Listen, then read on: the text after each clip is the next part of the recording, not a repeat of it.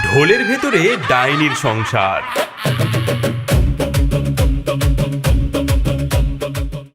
এই তাক ধুমাধুম, এই তাক ধুমাধুম, চলছি আমি ধেই ধেই, মানুষের গন্ধ নেই, ঢোলের ভেতর বড়ার ছেলে চলছি আমি পা ফেলে।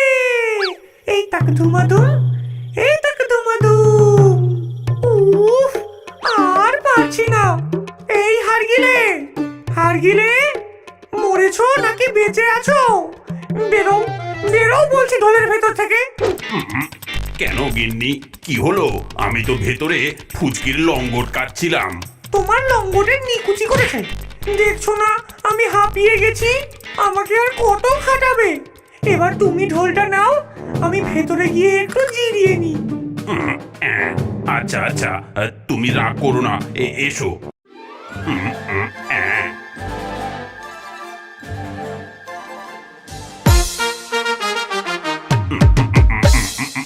টাকডুমাডুম, ওই টাকডুমাডুম, বউয়ের কথায় উঠি বসি, হাড়গুলো সব যাচ্ছি খসি। দিনে দুপুরে খাটছি আমি, রাতে বইছি ভীষণ ভার, ঢোলের ভেতর গিন্নি ঘুমায়, ভেঙে গেল আমার হাড়। ওরে বাবারে, টাকডুমাডুম, ওই টাকডুমাডুম। এক অদ্ভুত ভুতুড়ে কারবার। এই ডাইনি পরিবারের না ছিল ঘর, না ছিল দোর, তার সংসারটি ছিল ভারী আজব, এক বিশাল ঢোলের ভেতর। সেই ঢোল গলায় ঝুলিয়ে তারা দেশ বিদেশে ঘুরে বেড়াতো। তারা হাঁটতে হাঁটতে এসে পৌঁছালো এক ছোট্ট গাঁয়ের সীমান্তে। সেই গ্রামেই থাকতো এক গরিব চাষি, নাম তার রামকানু। ওরে বল্টু, উফ, আমার কোমরের বাতটা যা বেড়েছে না, আজ আমি খেতে যেতে পারবো না রে।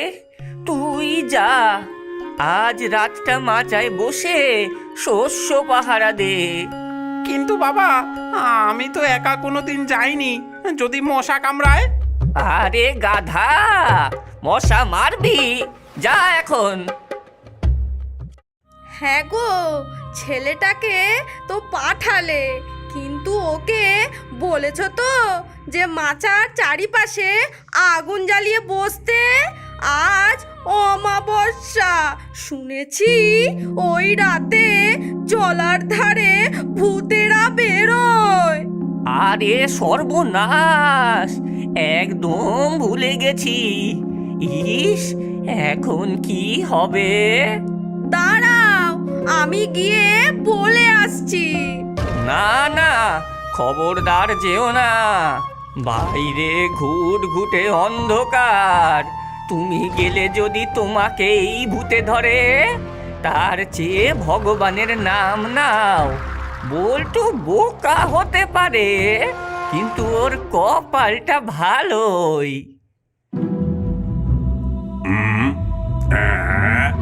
বাবা বাহ, বেশ বেশ নাদুস নুদুস একটা বোকা ছেলে। এদিকে আমার কাঁধটাও যে ব্যথা হয়ে গেছে, গিন্নি আর ছেলেকে এবার এর ঘাড়েই চাপাতে হবে। এই যে ভাই, একটু শুনবে? কে কে ওখানে? আমি ভাই, এই যে ঢোলওয়ালা, বড় বিপদ, একটু জল খাওয়াবে? ভাই, তুমি জল আনতে যাওয়ার আগে এই ঢোলটা একটু ধরো তো, মাটিতে রাখলে ইঁদুরে চামড়া কেটে দেবে। ওরে বাপরে, এ কি ভারী! তুমি কি এর মধ্যে পাথর ভরে রেখেছো? পাথর না ভাই, হিরে মানিক আছে। তুমি ধরো, আমি একটু আসছি।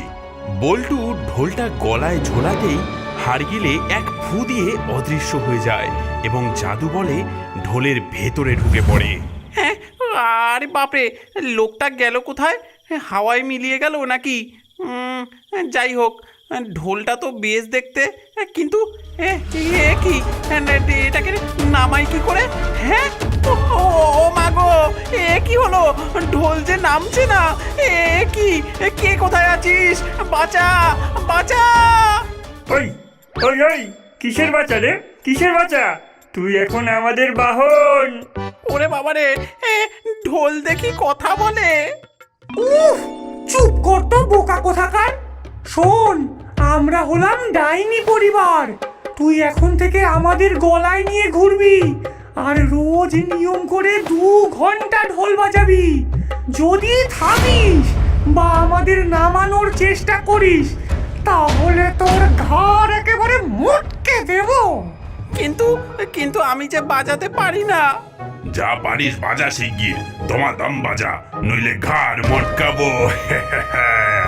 হ্যাঁ, আচ্ছা আচ্ছা।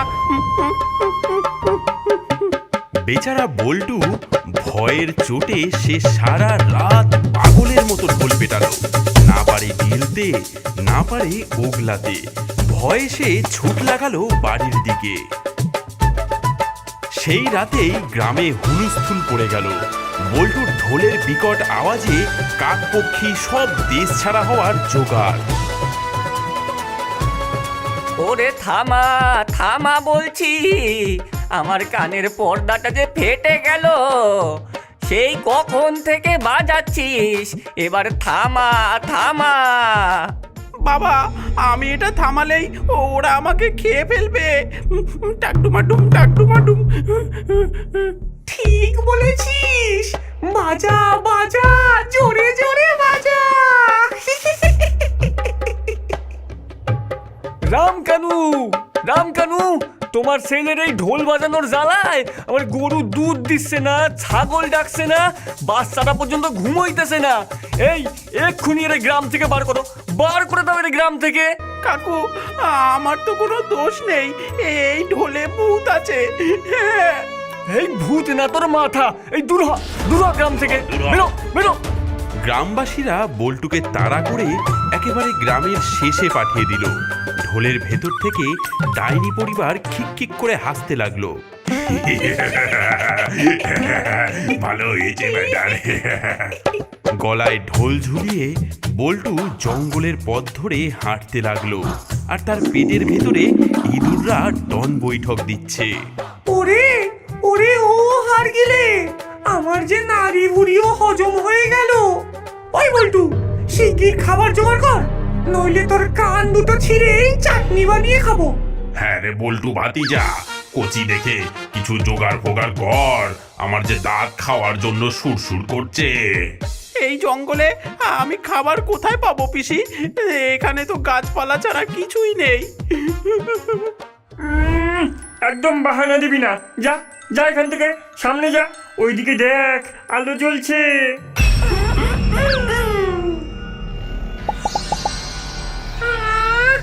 আজকে মাংসটা যা হয়েছে না। আরে থাম, ওই দেখ একটা মানুষ এসেছে, গলায় আবার ঢোল ঝুলিয়েছে। এই মানুষ, তুই কি চাস? আমাদের ভোজ পণ্ড করতে এলি বুঝি?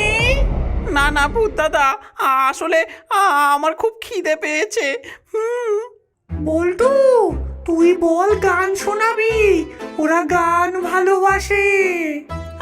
আমি আমি তোমাদের গান শোনাতে চাই, ঢোল বাজিয়ে শোনাবো। ঢোল, ওরে কত গান ঢোলের বাজনা শুনিনি, বাজা বাজা শুনি, যদি ভালো লাগে তাহলে পেট ভরে খাওয়াবো।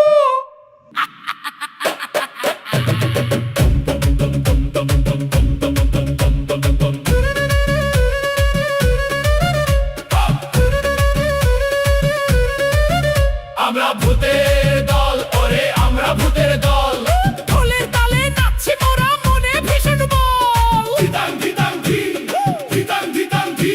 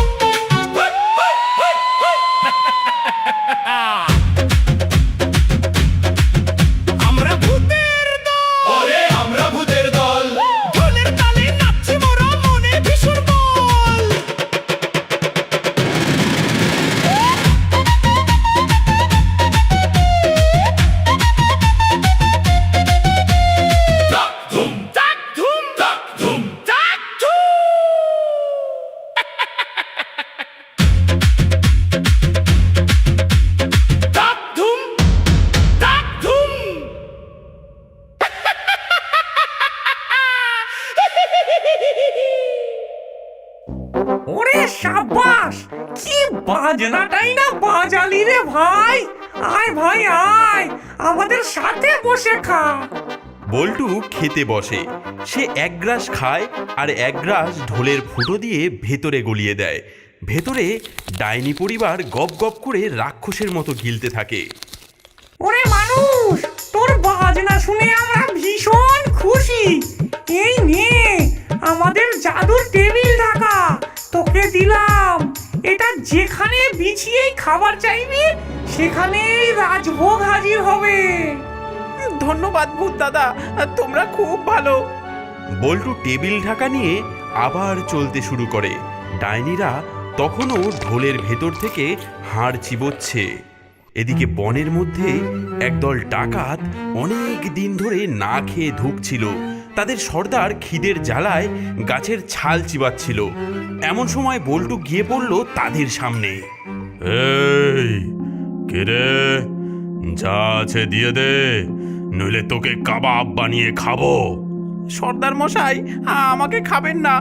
আমার কাছে হাড় আর চামড়া ছাড়া কিছুই নেই। তবে আমার কাছে এমন একটা চাদর আছে যা আপনাদের পেট ভরিয়ে দেবে। হ্যাঁ, চাদর খেয়ে পেট ভরবে? আমাদেরকে তুই ছাগল পেয়েছিস? না না, দেখুন তবে। বল্টু জাদুর টেবিল ঢাকাটা মাটিতে বিছিয়ে বলল, খাবার আসুক। পলকের মধ্যে লুচি, মাংস, দই আর মিষ্টিতে ঢাকাটা ভরে গেল। ওরে বাপরে, এ তো জখের ধন। সবাই মিলে ঝাঁপিয়ে পড়। ডাকাতরা গোগ্রাসে খেলো। খাওয়ার শেষে সর্দার ঢেকুর তুলে ভাবল,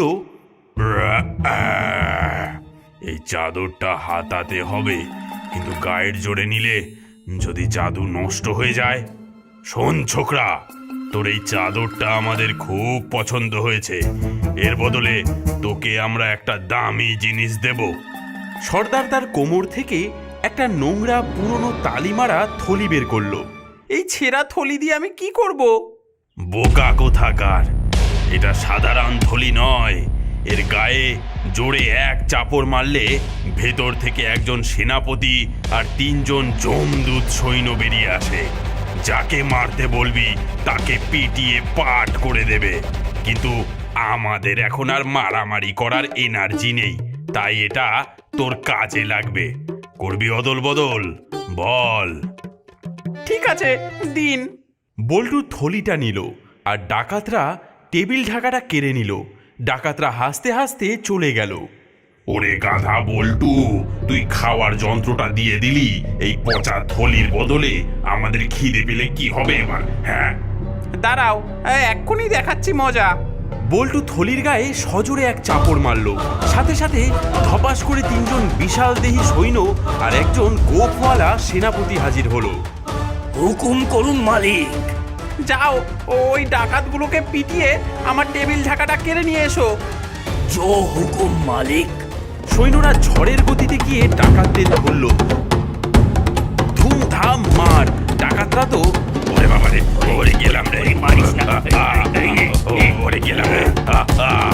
ডাকাতরা বাবারে মারে বলে চিৎকার করতে লাগলো। সৈন্যরা টেবিল ঢাকা এনে বল্টুর হাতে দিল। ও মা, বল্টুর তো হেভি বুদ্ধি হয়েছে। খাবারও হলো আবার সৈন্যও হলো। এবার বল্টু এক নির্জন জায়গায় বসলো। ডাইনির পরিবার তখন হিংসায় জ্বলছে। শোন বল্টু, তুই যা যা পেলি সব কিন্তু আমাদের দয়ায়। আমরা ছিলাম বলেই তো তুই এসব পেলি। এখন আমাদের ভালো ভালো খাবার দে দেখি। আর আমাকে ওই থলিটা দে, আমি একটু সেনাপতি নিয়ে খেলবো। ও আচ্ছা, তোমাদের দয়ায়। আর তোমরা আমার জীবনটাকে নরক বানিয়ে দিয়েছো। আর না, এবার দেখো কেমন মজা দেখাই। সেনাপতি, এই যে আমার গলায় ঢোলটা দেখছো, এর ভেতরে 3টে শয়তান আছে। তোমরা এই ঢোলটাকে ততক্ষণ পেটাও যতক্ষণ না এটা আমার গলা থেকে নামছে। আর এই শয়তানগুলোকে পিটিয়ে ছাল তুলে দাও। জো হুকুম। এই ধরো ধরো ওদের, মারো মারো। ওর ঢোল নামা। 4 জন সৈন্য মিলে মুগুর দিয়ে ঢোলের ওপর ধামাধাম ধুমাধুম পেটাতে শুরু করলো। ওরে ওরে বাবা রে, আরে বাবা মারিস না, ওরে বাবা রে, ওরে ওরে আমার কোমরটা গেল রে। মাগো, ও মা, মরে গেলাম। বল্টু কাকা ক্ষমা করো। ক্ষান্ত দে বল্টু, ক্ষান্ত দে, আমাদের ছেড়ে দে বাবা, আমরা আর জীবনে তোর কাছে আসবো না। সৈন্যরা থামো এবার, তোমাদের ছাড়তে পারি, কিন্তু তার বদলে কি দেবে আমাকে বলো? আমরা চলে যাচ্ছি, কিন্তু যাওয়ার আগে এই ঢোলটাকে জাদুর ঢোল বানিয়ে দিয়ে যাচ্ছি। এখন থেকে তুই এই ঢোল বাজালে এর আওয়াজ যে শুনবে সে পাথরের মূর্তির মতো স্থির হয়ে যাবে, কেউ নড়তে পারবে না, শুধু তুই ছাড়া। এই বলে তিনটে ভূত হাওয়ায় মিলিয়ে গেল এবং ঢোলটাও বল্টুর গলা থেকে খসে পড়ল। আহ, যাক বাবা, ঘাড়ের বোঝা নামলো, এবার আমি স্বাধীন। এরপর বল্টু তার জাদুর থলি, টেবিল ঢাকা আর জাদুর ঢোল নিয়ে এক অজানা রাজ্যে পৌঁছালো। গিয়ে দেখে সেখানে হুলস্থুল কাণ্ড। পাশের রাজ্যের রাজা বিশাল সৈন্য নিয়ে আক্রমণ করেছে। সেই রাজ্যের রাজা ভয়ে সিংহাসনের তলায় লুকিয়ে কাঁপছেন। মহারাজ, ভয় নেই, আমি এই যুদ্ধ থামিয়ে দেব। তুমি একলা? তুমি কি পাগল? দেখুনি না কি হয়। বল্টু যুদ্ধক্ষেত্রের মাঝখানে গিয়ে দাঁড়ালো। উল্টো দিক থেকে হাজার হাজার সৈন্য ধেয়ে আসছে। বল্টু তার জাদুর ঢোলে বাড়ি মারল। সে এক অদ্ভুত দৃশ্য। ঢোলের শব্দ কানে যেতেই হাজার হাজার সৈন্য যে যেখানে ছিল সেখানেই স্ট্যাচুর মতো জমে গেল। ঘোড়াগুলো পা তুলে দাঁড়িয়ে রইল। তরোয়াল হাতে সৈন্যরা পাথরের মতো স্থির হয়ে গেল। এ কি ভোজবাজি! আমি নড়তে পারছি না কেন? বল্টু এবার থলিতে চাপড় মেরে তার চারজন সৈন্যকে বের করলো। যাও, এই শত্রু রাজাকে ধরে নিয়ে এসো, আর বাকিদের এমন ধোলাই দাও যেন আর কোনোদিন যুদ্ধ করতে না আসে। যেহেতু সবাই স্থির, তাই বল্টুর চারজন সৈন্য যথেষ্ট হলো। তারা গিয়ে সবাইকে ইচ্ছে মতো পেটালো এবং রাজাকেও বন্দি করলো। যুদ্ধ শেষ। বল্টু এবার ঢোল বাজানো থামালো। সবাই আবার নড়তে পারলো, কিন্তু শত্রু সৈন্যরা তখন ভয়ে লেজ গুটিয়ে পালিয়েছে। ধন্য তুমি বীর, তুমি আমার রাজ্য বাঁচিয়েছো। আমার কোনো পুত্র নেই, আজ থেকে তুমি এই রাজ্যের রাজা। সব ওই শয়তান ডাইনিদের কৃপা, ওরা আমাকে জ্বালাতে এসেছিল, আর আজ আমি রাজা হয়ে গেলাম। সেই থেকে বল্টু জাদুর টেবিল ঢাকা বিছিয়ে রাজভোগ খায়। দরকার হলে থলি থেকে সৈন্য বের করে কাজ করায়, আর জাদুর ঢোলটা সযত্নে প্রাসাদে সাজিয়ে রেখেছে। আর ডাইনির পরিবার, তারা বোধহয় এখনো পুরো জঙ্গলে বসে নিজেদের বোকামির জন্য কপাল চাপড়াচ্ছে। পুতুল রানী, পুতুল রানী, পুতুল রানী, আমাদের নতুন চ্যানেল পুতুল রানী। এই চ্যানেলে নতুন ভিডিও আপলোড করা হয়েছে। ডেসক্রিপশনে দেওয়া লিংক থেকে সেই ভিডিও দেখে তাড়াতাড়ি সেটাতে কমেন্ট করো। যারা জিতবে তাদের নাম দিয়েই তৈরি হবে আমাদের পরবর্তী কার্টুন। রূপকথা রানী